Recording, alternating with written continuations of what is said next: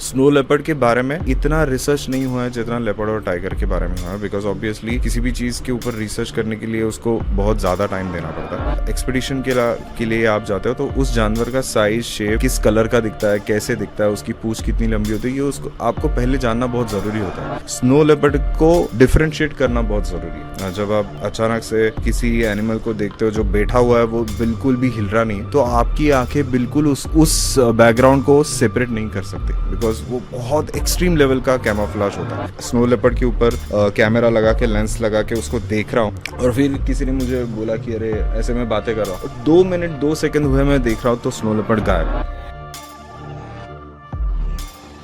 Run भाई, आपने अभी एक जिक्र किया था कि लोगों को मसाला पसंद है और टाइगर के बारे में नॉलेज का नहीं है, तो वो क्यों बोला था आपने? कुछ ऐसा हुआ है एक्सपीरियंस आपके साथ?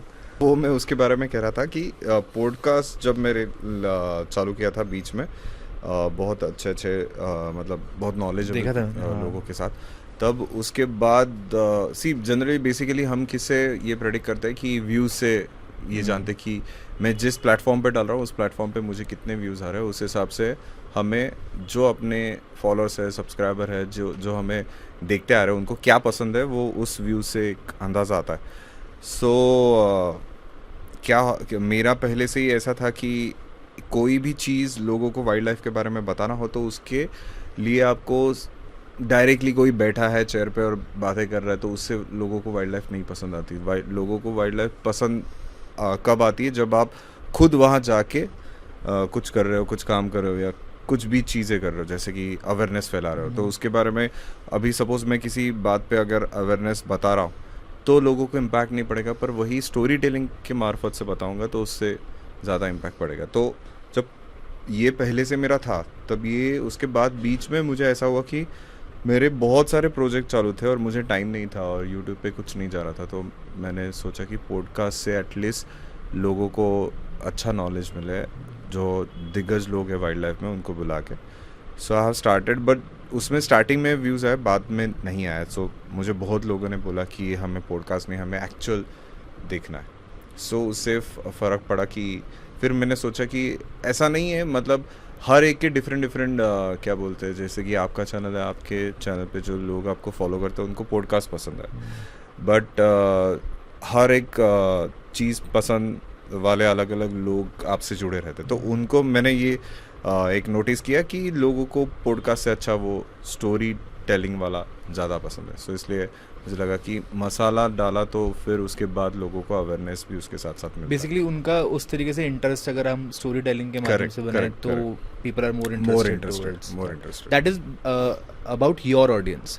सबकी अलग अलग सबकी अलग अलग मेक सेंस। अभी you are coming from snow leopard expedition, so मेरे को सिंपल पहली बात तो शायद ज़्यादातर लोग हमारे चैनल पे भी ये जानते हैं कि टाइगर लेपर्ड हंटर्स, अभी we have also had a privilege to host some of the hunters, Lakhpat ji and Joy Vakil साहब, तो वो भी अच्छे चले, उनका भी अच्छा रिस्पॉन्स आया, but most of the conversation was about man eaters, tiger, lion and leopard. But what is a snow leopard? Okay, snow leopard क्या था कि मैं बहुत टाइम से स्नो लेपर्ड, मतलब आई थिंक सो 2018 से मुझे स्नो लेपर्ड देखना था, और वो ऐसे कि बचपन से एक जैसे कि हम चैनल देखते हैं, डिस्कवरी देखते हैं, नेशनल ज्योग्राफी देखते हैं, जो भी कुछ है, तो उसमें स्नो लेपर्ड जब दिखता था तो ये कहाँ होता है, फिर पता चला कि ये अपने हिमालय के रेंजेस में ही है, इंडिया में है, पाकिस्तान में है, चाइना में, नेपाल में है, तो फिर हमने बहुत सारी जगह पे, तो मैंने सोचा कि ये अपने यहाँ ऐसा मैजेस्टिक एनिमल है, ऐसा बहुत खूबसूरत एनिमल है, तो मेरा 2018 से ये प्लान था कि मैं स्नो लेपर्ड, मेरे बकेट लिस्ट में था कि मैं उसको देखूं, एंड उस टाइम ऐसा था कि स्नो लेपर्ड इजीली नहीं दिखता, उसको उस ज़माने में मेरा ऐसा थिंकिंग था कि लोग 20-20, 30-30 दिन स्नो लेपर्ड के लिए रहते हैं और उसके बाद उन्हें वो दिखता है।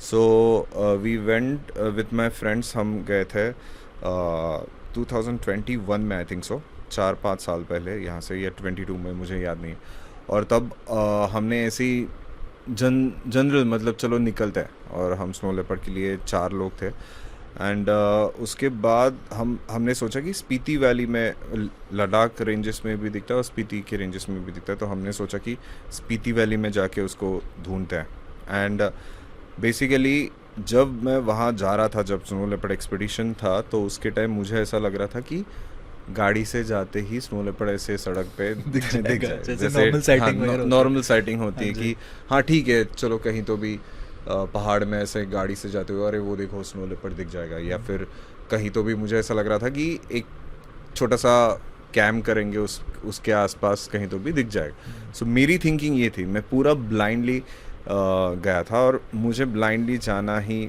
पसंद होता है कि ज़्यादातर आप जितना रिसर्च करते हो, जितना उस प्लेस के बारे में सोचते हो, तो उधर ही आपका थोड़ा बहुत आप इंटरेस्ट कम करते हो, क्योंकि मज़ा खत्म हो जाता है, हाँ thrill मज़ा खत्म हो खत्म जाता हो है। जाता है। सो मैं ऐसे ही छोटे बच्चों की तरह माइंडसेट से ऐसे गया था कि ऐसा ऐसा होता है कि भले वाइल्ड लाइफ में हूँ पर मैं ऐसे सोच के नहीं जाता कोई भी चीज़।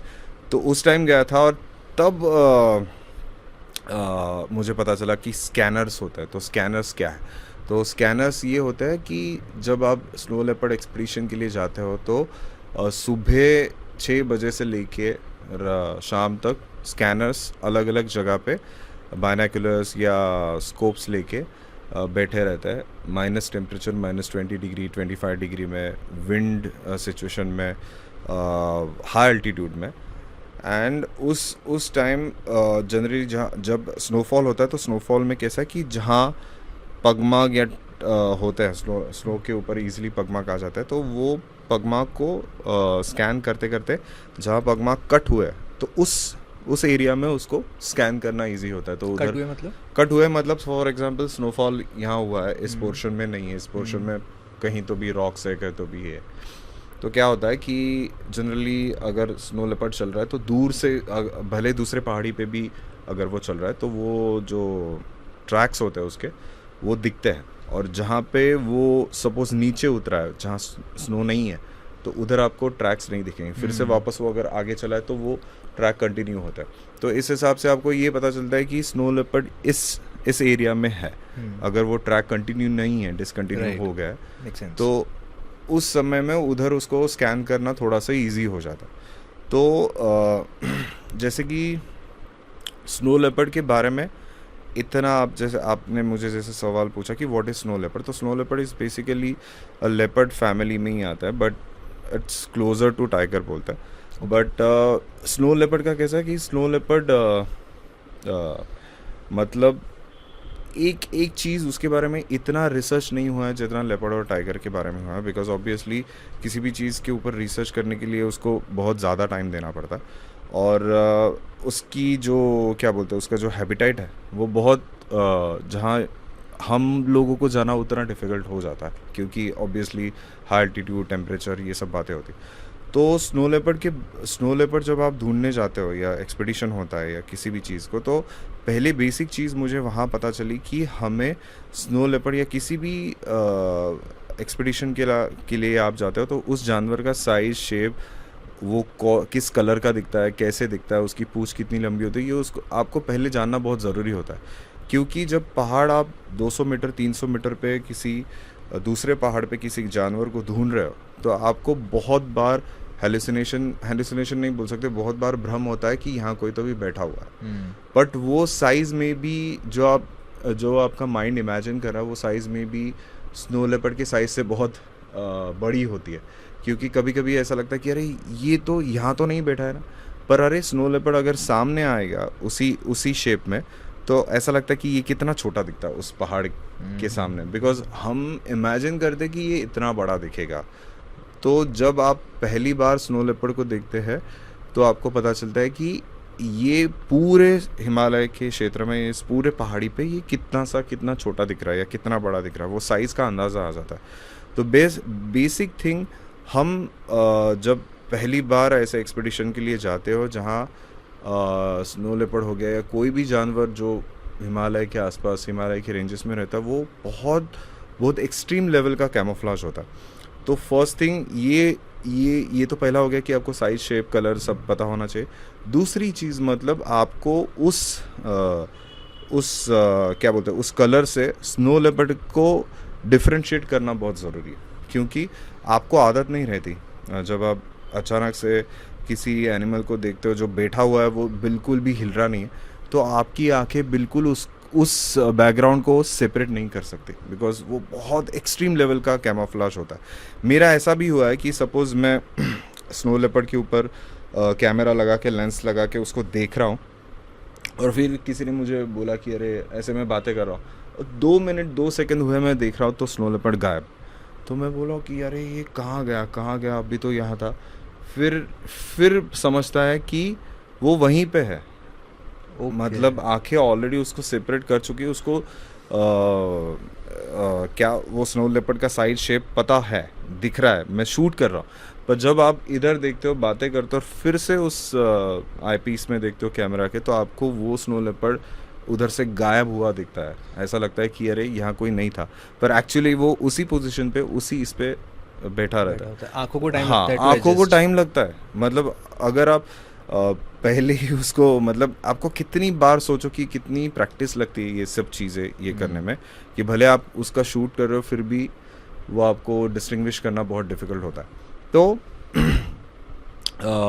स्नो लेपर्ड एक्सपीडिशन में सबसे मतलब एक मैं क्या बोल सकता हूँ कि सबसे एक बेस्ट बात ये होती है कि उसमें एक तो हमारा एक हेल्थ चेकअप हो जाता है, नेचुरली हेल्थ चेकअप जो बोलते हैं, कि हम उस इन्वायरमेंट में रह सकते हैं या नहीं।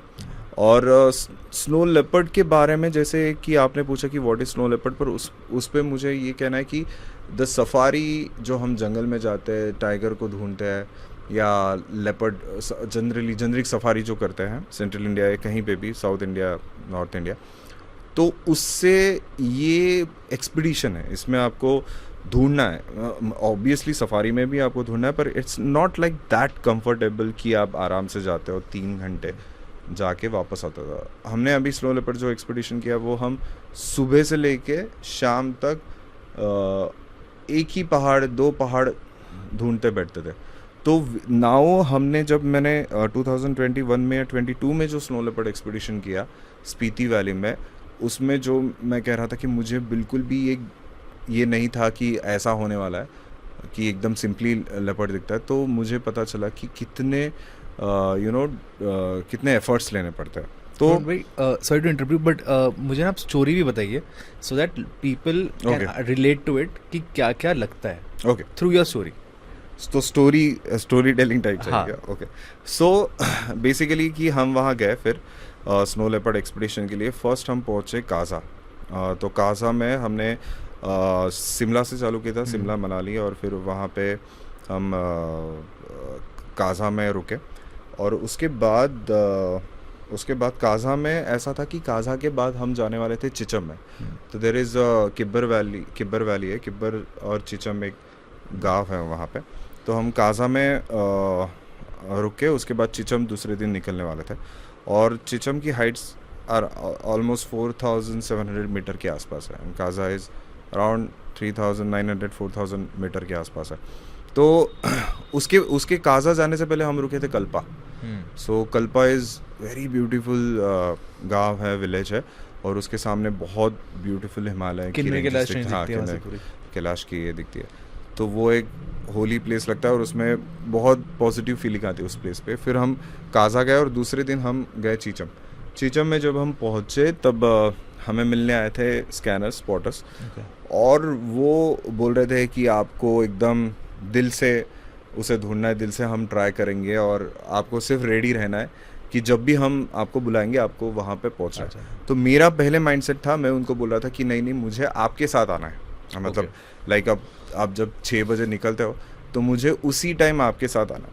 पर मैंने सोचा कि चलो एक दिन हम अभी ट्रैवल करके आ रहे हैं, तो एक दिन हम आराम करके उसके बाद तीसरे दिन या दूसरे दिन हम स्कैनर के साथ जाएंगे। तो जब हम वहाँ पहुँचे, दूसरे ही दिन हमें फ़ोन आया कि स्नो लेपर्ड दिख रहा है।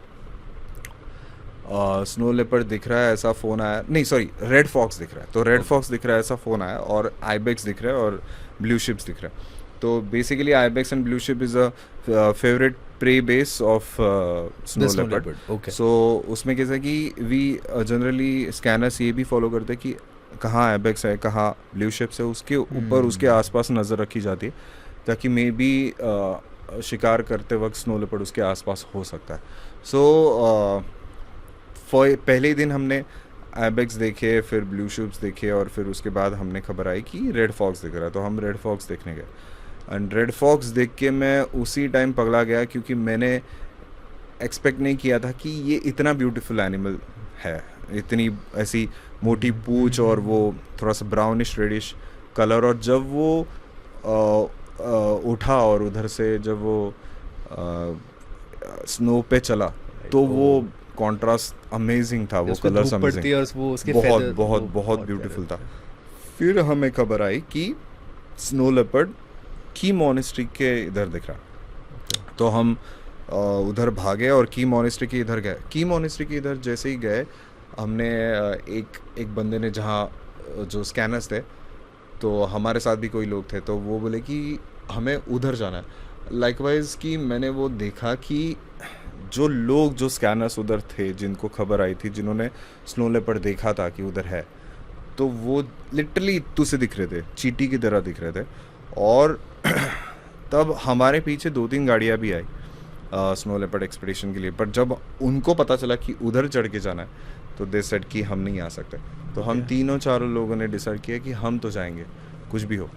और उस समय क्या हुआ था, उस समय हम चढ़ने लगे, और उस हाइट पे थोड़ा सा भी आप स्टेप अगर जाते हो, तो बहुत ऐसा, क्या बोलते हैं कि आपकी सांस फूलने लगती है, आपको ऐसा लगता है कि यार ये क्या चल रहा है, ये क्यों कर रहे हैं। एंड फिर हम ऊपर जा रहे थे, उधर ऐसी भी कंडीशन आई कि कोई जगह पे प्रॉपरली ब्लैक आइस बन चुका था, मतलब एकदम पूरा जो कांच जैसा होता है ना, वो बन चुका था।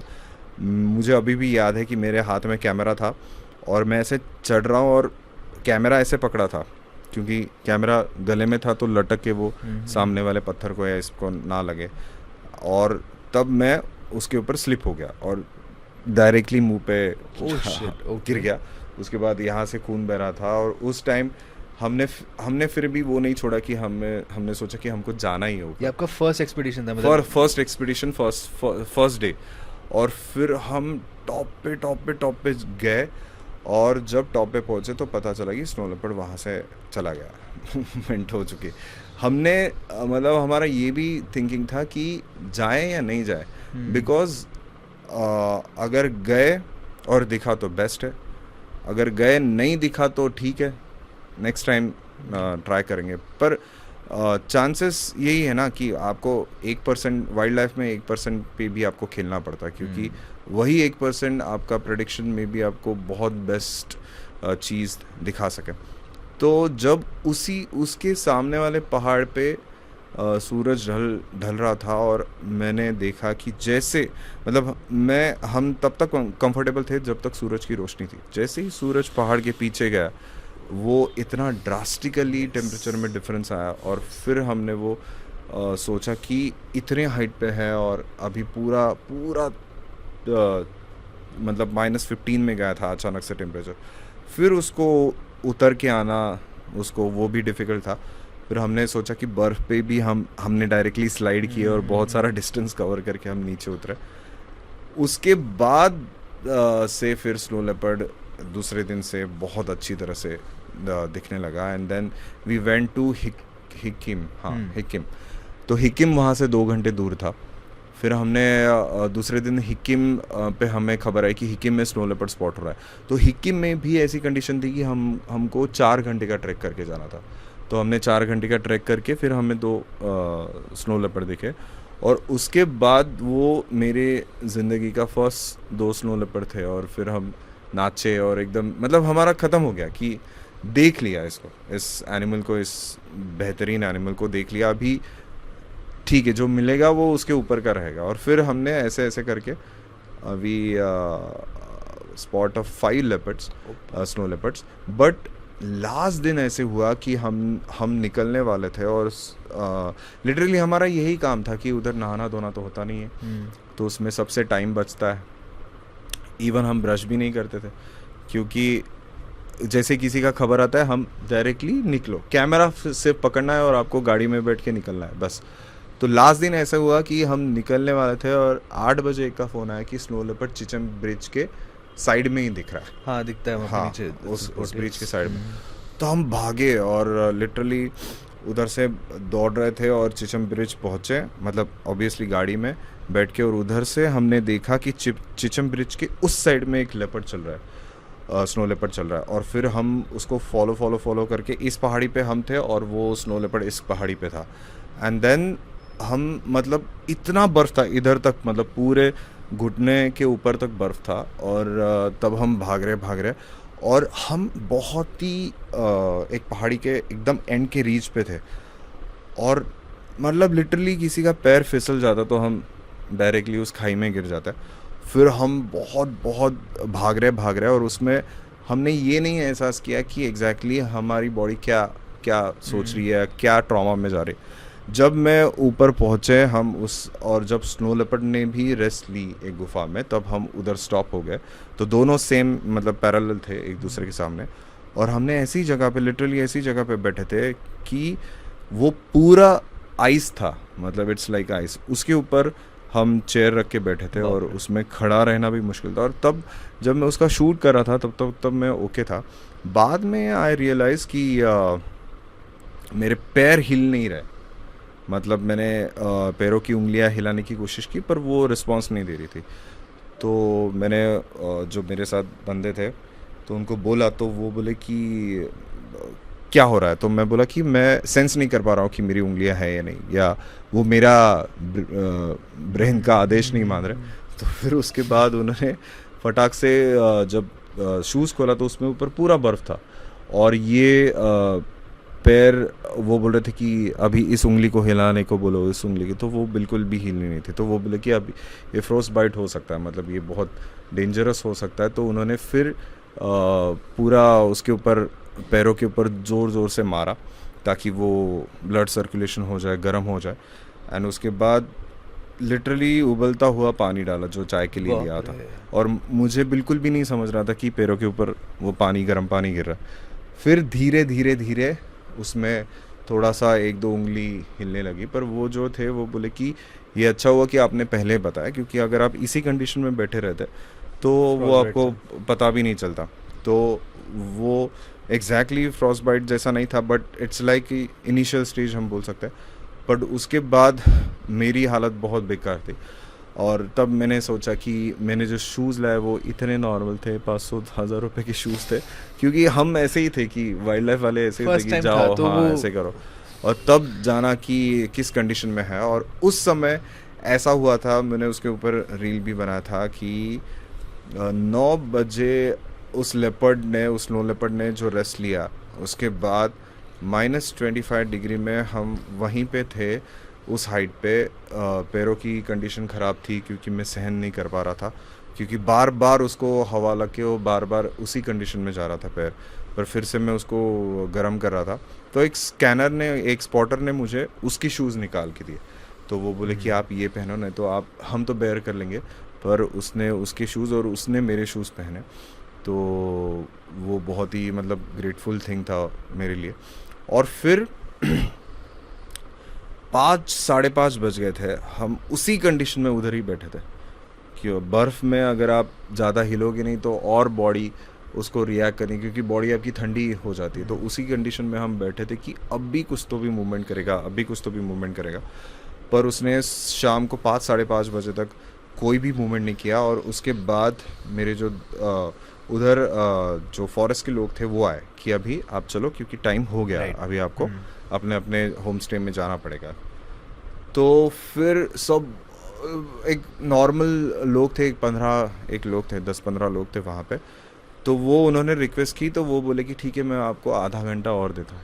तो फॉरेस्ट डिपार्टमेंट ने और आधा घंटा बढ़ा के दिया कि आप 5:30 बजे तक रुको, क्योंकि इतने टाइम तक आप रुक चुके, तो और आधा घंटा हम यहीं पे आपके साथ। और फिर 5:30 भी बज गए, वो कुछ मूवमेंट नहीं किया। क्या कर रहा था? रेस्ट कर रहा था? रेस्ट कर रहा था, उसी जगह पे रेस्ट कर रहा था।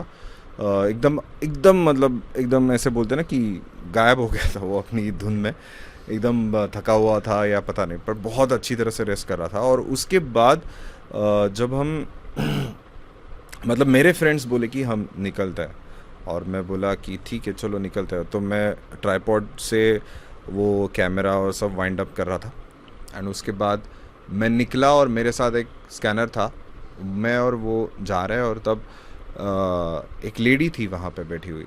She is, I think so, she is from Mumbai. वो भी वो देख रही थी हमें, क्योंकि वो शायद बाद में आई थी, पर वो देख रही थी कि हम बहुत स्टार्टिंग से बैठे हैं.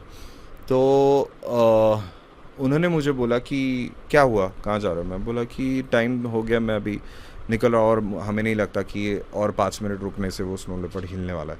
तो और मेरे फ्रेंड्स भी चले गए हैं, तो वो मुझे दिख रहे थे कि बर्फ़ में से ऐसे ऐसे जा रहे हैं.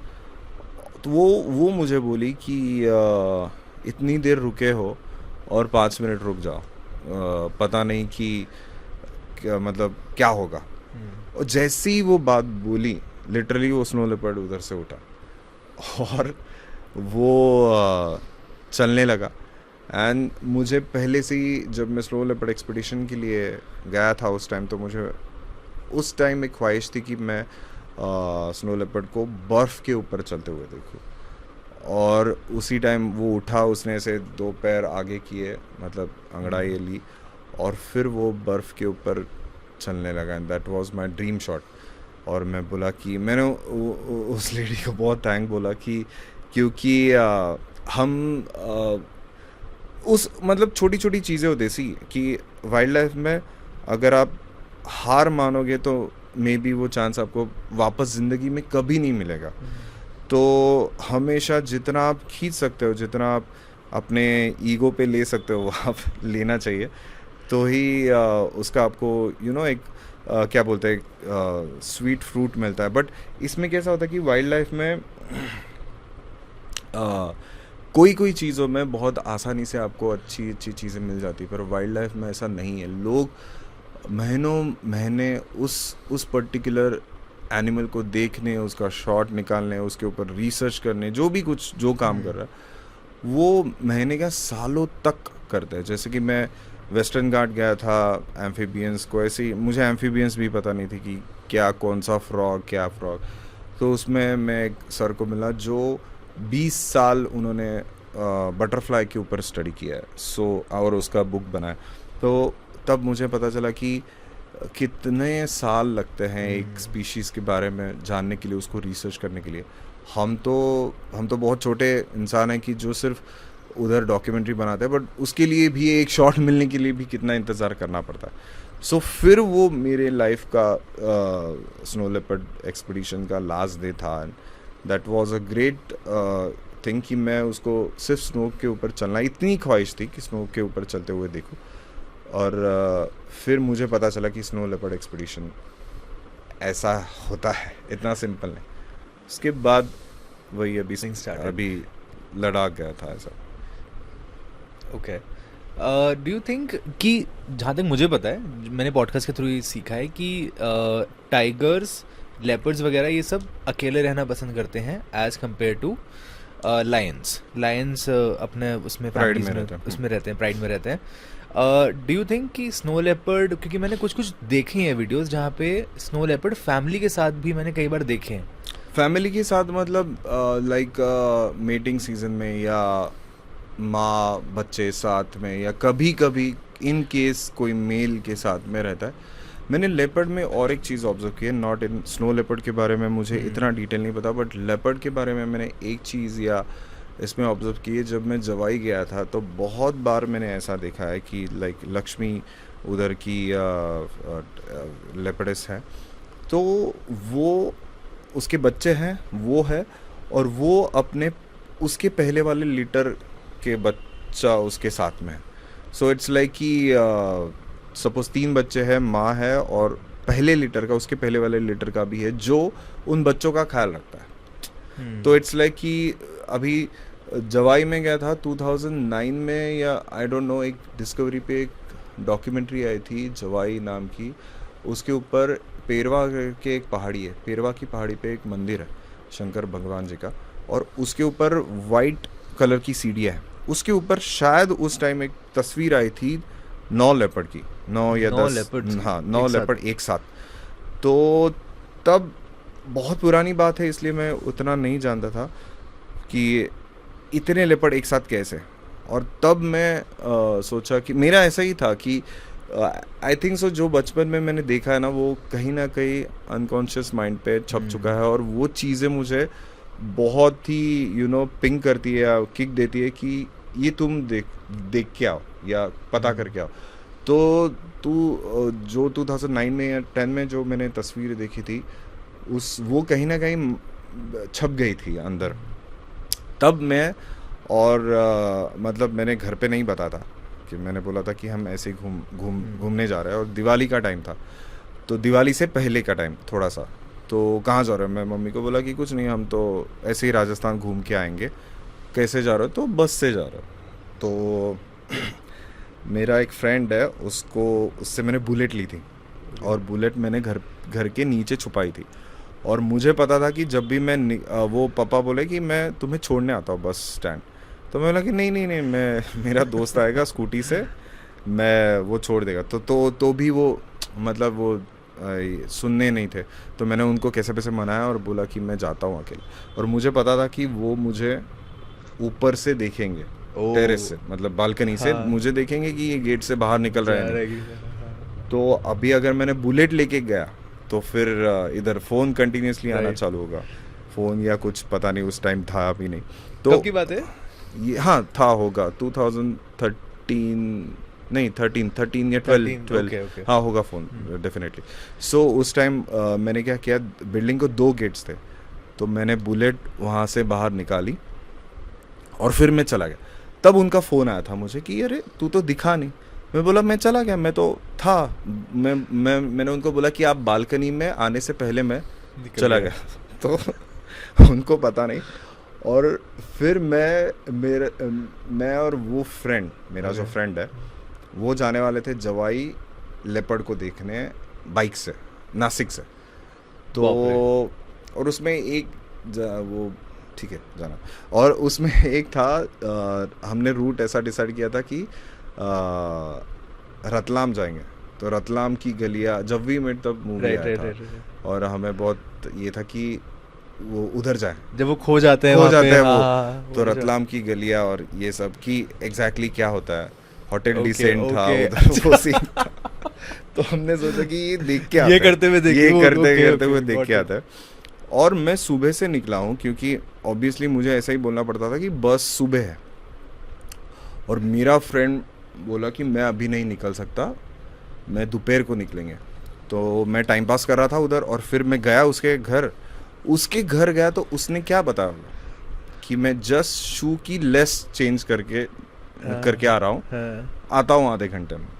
उन्होंने ये घर पे बोला? हाँ, उसने ये घर पे बोला। और हम लिटरली बाहर लेके, हमने बैग एक ही ली थी जिसमें सब कपड़े डाले थे, तो वो तो बैग नहीं ले सकता, तो उसने छुप छुप के कपड़े सब निकाल के मेरे बैग में डाले, और हम बाइक से वहाँ निकले। फिर उसके घर का फ़ोन आ गया कि तू शूलेस चेंज करने गया था, तो तू पहुँचने जाए। तो वो बोला कि नहीं, मैं दोस्तों के साथ अभी घूमने जा रहा हूँ, ऐसे ही उसने बोल दिया। तो वो हो गया। फिर हम गए, फर्स्ट नाइट हम गए रतलाम में पहुँचे, और रतलाम में हम दूसरे दिन होटल डिसेंट सर्च कर रहे थे।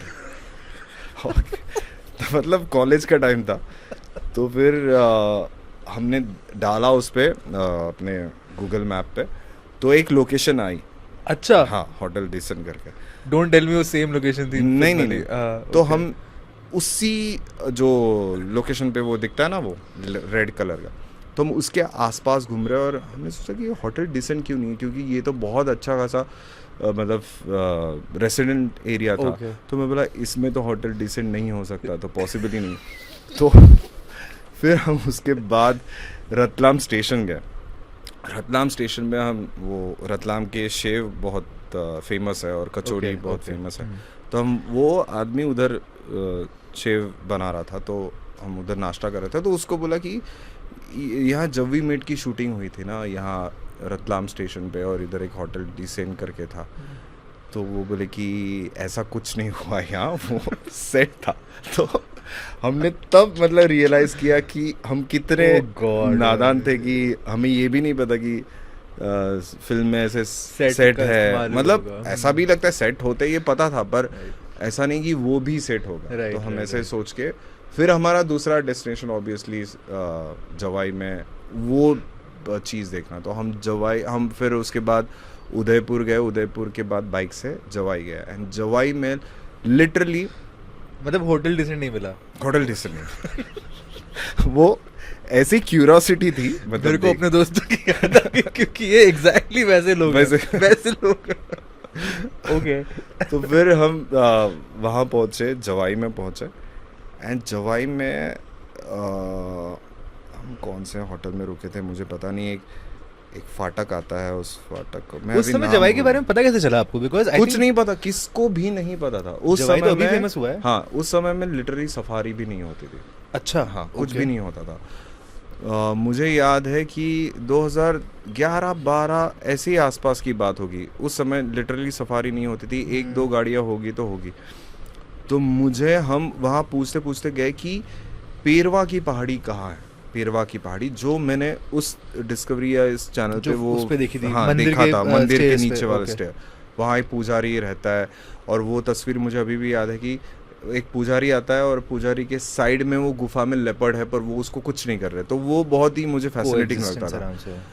तो जब मैं वहाँ पहुँचा तब हमने पूछ के, तो वो बोले कि पेरवा इधर एक गांव है, तो उधर ही उसके गांव के इधर ही एक मंदिर है, उधर सीढ़ियाँ है, वही मंदिर का शूटिंग आज भी मंदिर है वो? हाँ, आज भी है वहाँ? हाँ है। हम अभी भी गए थे उधर। okay. हाँ, तो उस मंदिर में हम ऐसे पहुँचे और शाम का टाइम था। मैंने वो चीज़ देखी और मुझे वो सब ऐसे एकदम क्या बोलते हैं, फ्लैशबैक की तरह वो सामने दिखा कि अरे ये हम उसी स्पॉट पे जहाँ इतने सारे लेपर्ड एक साथ दिखे थे। तो हमने क्या किया कि उधर ना हम छुपके ऐसे घरों के आसपास से देख रहे थे कि कहीं लेपर्ड। तो एक ऐसा घर था, उधर से एक बंदा बाहर आया, उसको लगा कि हम चोर हैं कि यहाँ कौन घूम रहा है ऐसा। तो बोले कि क्या कर रहे हैं, बोला कि इधर लेपर्ड दिखता है ना, तो वो देखने आया। तो बोले कहाँ रह रहे? तो हमने बोला ऐसे ऐसे। तो कहाँ से आया? उसने सब पूरा ही बाइक से आया। तो उसको दिखा कि ये बंदे बाइक से नासिक से जवाई पहुँचे, घर पे नहीं पता। तो बोला कि मैं तुम्हें मदद करूँगा लेपर्ड ढूंढने में। ओके। और फिर उसने घर पे बुलाया, चाय पाय पिलाई, और फिर ना हम क्या करते थे पता है क्या, रात को आते थे बैटरी लेके। ओके। और सुबह भी 5 बजे आते थे, खाना खाया और बाइक से निकलो, हमारा यही काम ना। तो फिर हम उस समय ठंडी भी थी, तो हम पूरा ऐसा पैक रहते थे थोड़ा सा। तो उस समय एक पुलिस स्टेशन में किसी ने कंप्लेंट कर दी कि वही 2 चोर घूमते हैं रात को बैटरी लगा के और घरों के आसपास बैटरी मार। तो जो बंदा था, वो बंदा दूसरे दिन आया, वो बोले तुम, एक पुलिस कंप्लेंट हो गई तुम्हारे बारे में, तुम गांव में भटक रहे हो क्या? तो हमने बोला हाँ, हम रात को आते हैं इधर उधर। तो बोले कि तुम भटको मत अकेले, और मतलब मैं ही दिखाऊं, मेरे साथ रहो, ऐसा था। तो फिर हमने वो रात को भटकना छोड़ दिया। फिर करते क्या थे आप लोग रात को बैटरी लेके? ढूंढने जाते लेपर्ड्स को? लेपर्ड को ढूंढना ना।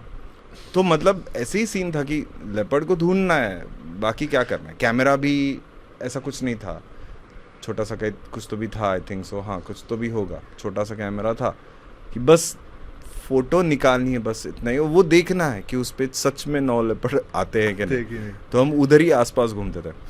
तो फिर ऐसा हुआ, और 2 घर वालों को प्रॉमिस किया था कि दिवाली के पहले, एक दिन पहले हम पहुंचेंगे इन्हीं कंडीशन।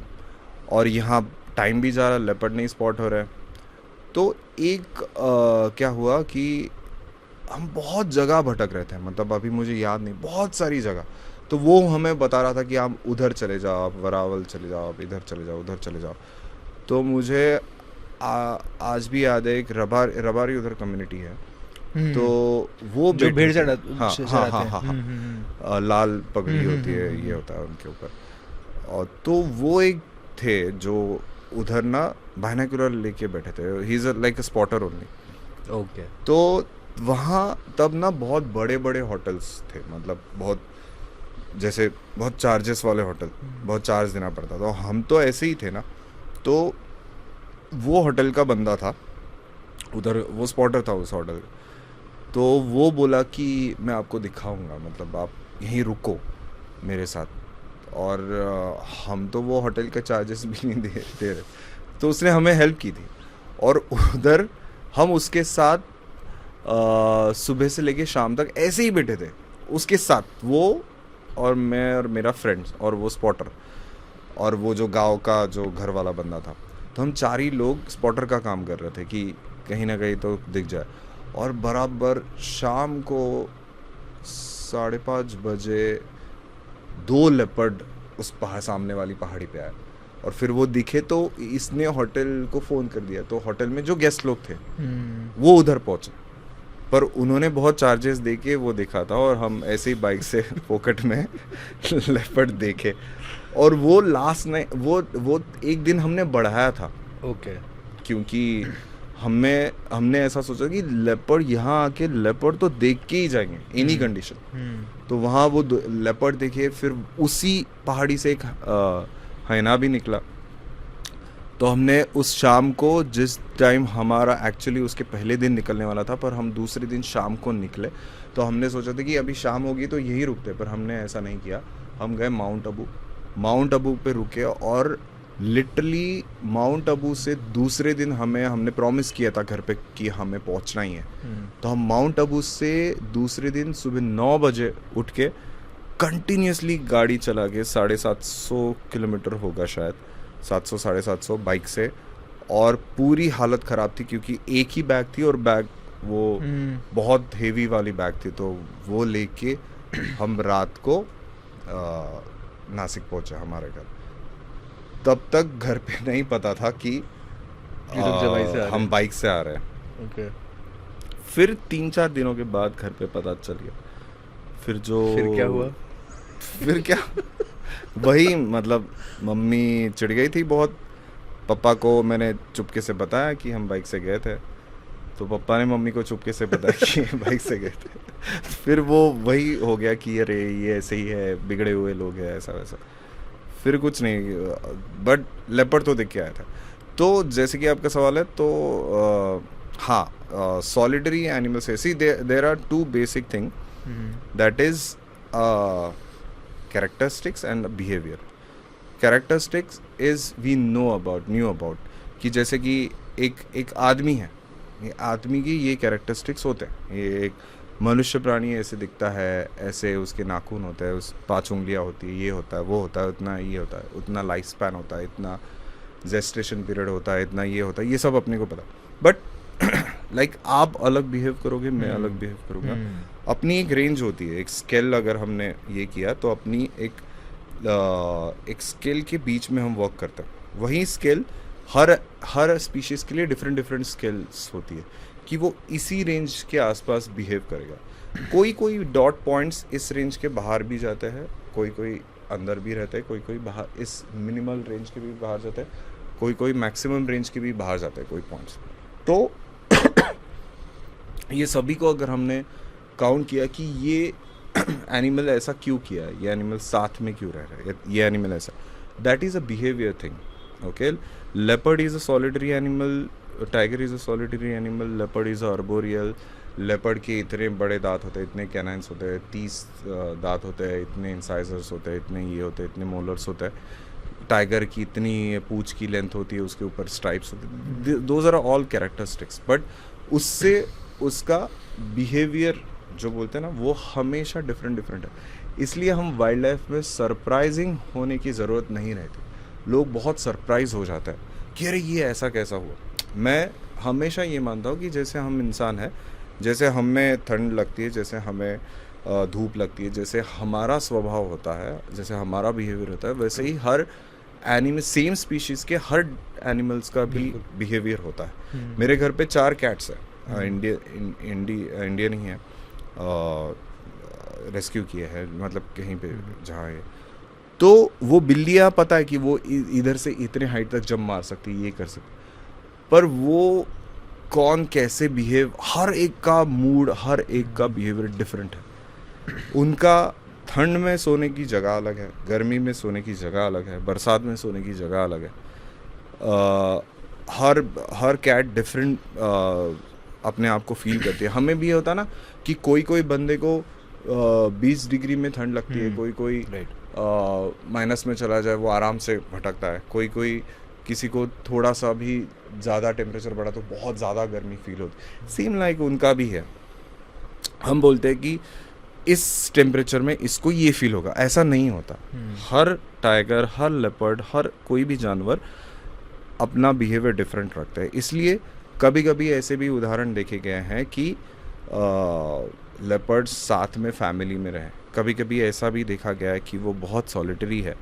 कभी कभी ऐसा भी देखा गया है कि जैसे कि हम वागडो की बात करते हैं ताड़ोबा में, तो वो माधुरी और उनकी 4 मतलब बेटियाँ, डॉटर्स, लारा, मोना, गीता और सोनम, तो वो सब उसमें वागडो ने उनको रेस किया, ऐसा बोल सकते हैं। बहुत टाइम तक साथ में रहे वो, जबकि ऐसा नहीं कि हर मेल टाइगर अपने बच्चों के साथ रहता है। तो वो बिहेवियर हो गया, वो अलग अलग हो गया, उसमें सरप्राइज होने की बात नहीं है, मुझे ऐसा लगता है, क्योंकि वो है, वो एनिमल्स में है।